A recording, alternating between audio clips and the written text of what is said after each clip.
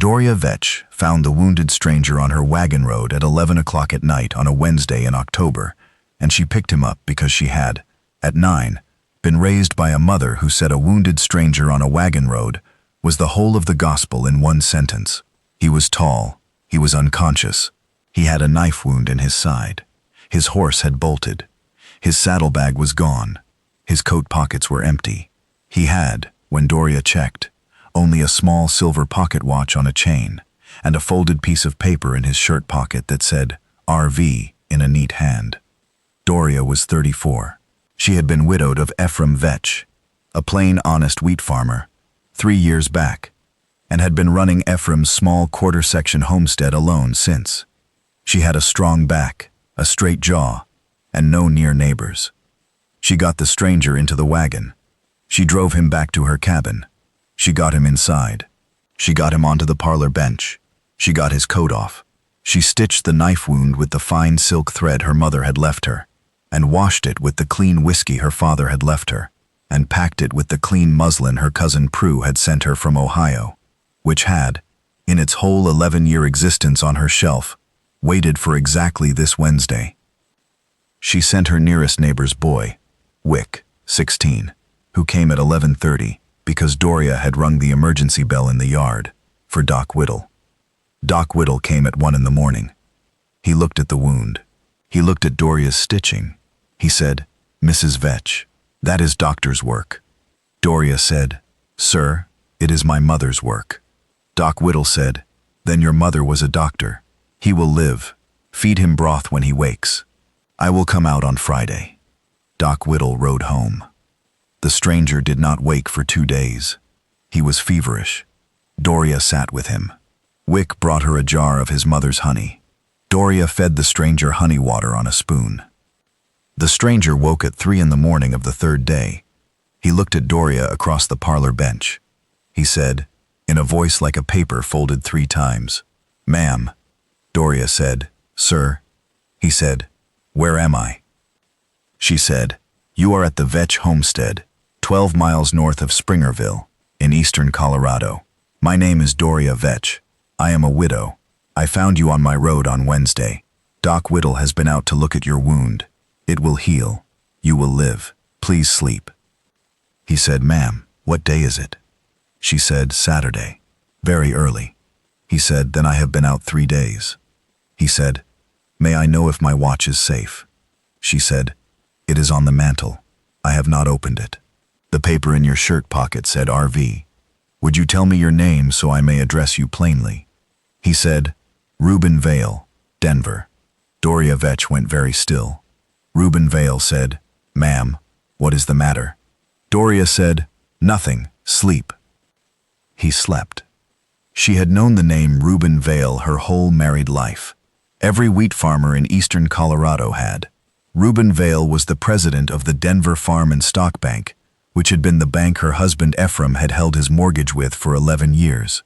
Reuben Vale was known, in the country papers, as an honest and difficult man who had, in the 10 years of his presidency of the bank, personally reviewed every foreclosure notice the bank had issued, and had personally overturned about half of them on the grounds that a bank could not foreclose on a widow or an ill farmer without a written affidavit from a neighbor confirming that the widow or ill farmer had refused every other reasonable arrangement. Ephraim had once said, at supper, that if he ever met Reuben Vale, he would shake his hand and tell him he was the reason the Vetch homestead still existed. Ephraim had never met Reuben Vale. Doria had, apparently, just met him. He was asleep on her parlor bench with her mother's stitches in his side. He recovered, slowly.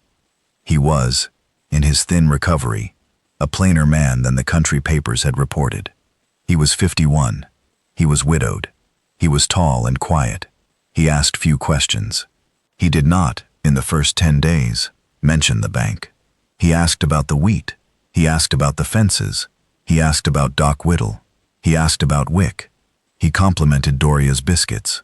He read her father's Bible in the parlor for an hour each afternoon at Doria's insistence, because Doria believed reading was the second half of doctor's work.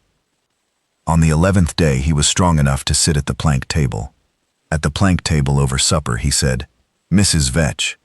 Doria said, "Mr. Vale." He said, "The men who did the knife wound. I would like to explain." Doria said, "You do not have to." He said, "I would like to." He said, "I was riding from Kit Carson to Denver on a personal matter and had taken a small detour to visit a widow of a bank customer at Springerville because I had heard she was ill.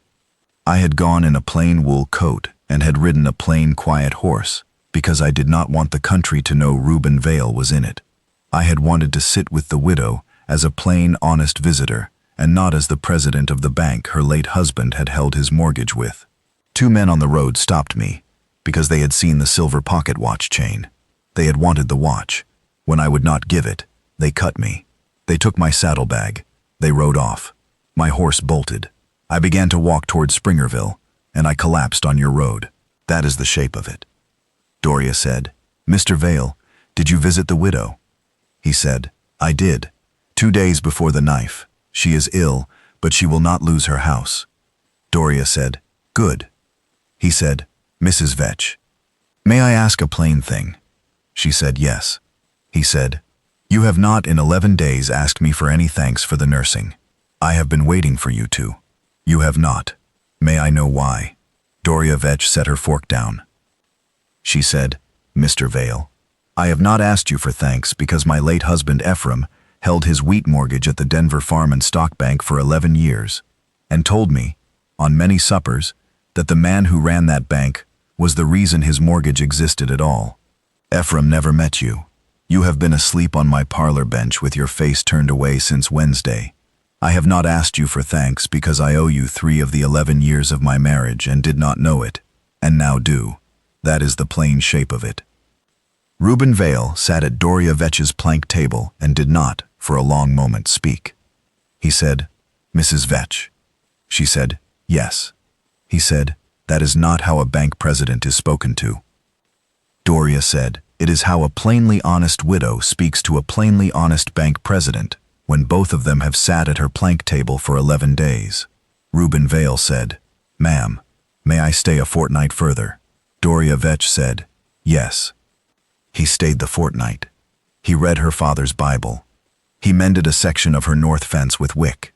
He wrote a letter to his cashier at the bank in Denver, informing him that he would not be back until the 10th of November, and that any decisions requiring the president's signature should be held. On the 4th day of the fortnight, he asked Doria, at supper, whether the Vetch homestead had ever had the mortgage note formally discharged after Ephraim's death. Doria said, "It has not. Ephraim paid the whole note 18 months before his death, but the paperwork of the discharge was not filed at the county. I have meant to attend to it. I have not attended to it." Reuben Vale said, "Ma'am, I will attend to it. Please, give me the papers before I ride on." She gave him the papers. He filed the discharge himself at Denver on the 12th of November. He mailed her the county-stamped copy. She received it on the 20th.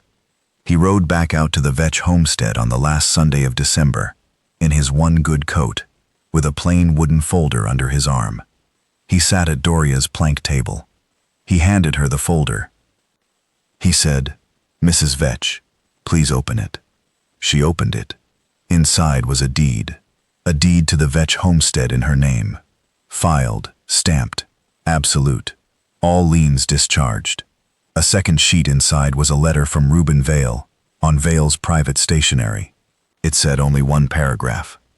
The paragraph said, "Doria, if you would consider corresponding with me over the winter, with a view to a proper courtship in the spring, and if you would consider marrying me if by spring we were satisfied, I would be honored. I do not press. If you say no, the deed is still yours. If you say yes, the correspondence begins.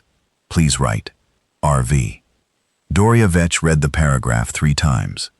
She looked at Reuben Vale across her own plank table. She said, "Reuben." He said, "Doria."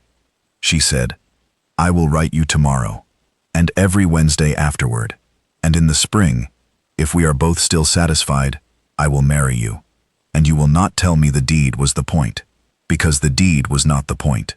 The point was that a bank president who wrote in a letter that a deed is not the point is a man I have been meaning to marry since he told me the truth about the men who cut him at my plank table.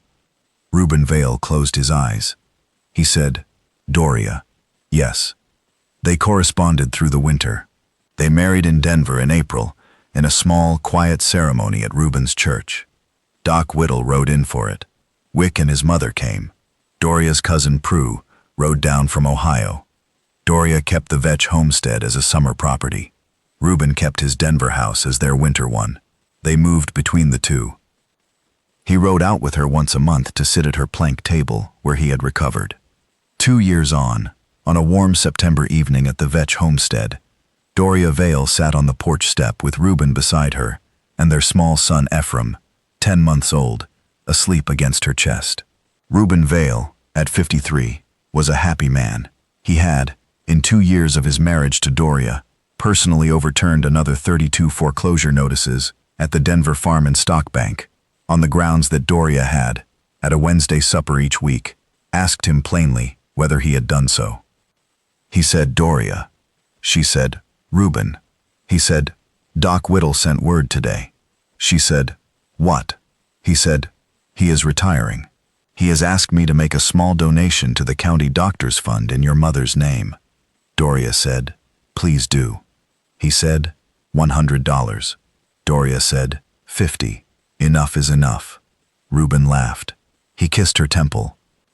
And Doria Vetch Vale, who had found a wounded stranger on her wagon road at 11 at night in October, and had picked him up because she had been raised by a mother who called it the whole gospel, put her cheek against her husband's cheek, and understood that the good, slow country had, in its good, slow way, arranged the 2 knife men and the bolted horse, and the 12 miles between Springerville and her own gate, and had, on the strength of one plain, honest set of stitches, given her back not just the 11 years of a mortgage she had not known she owed the man's kindness for, but the whole rest of a household in which she and her husband could sit at supper each Wednesday and vote a foreclosure down. And so it had.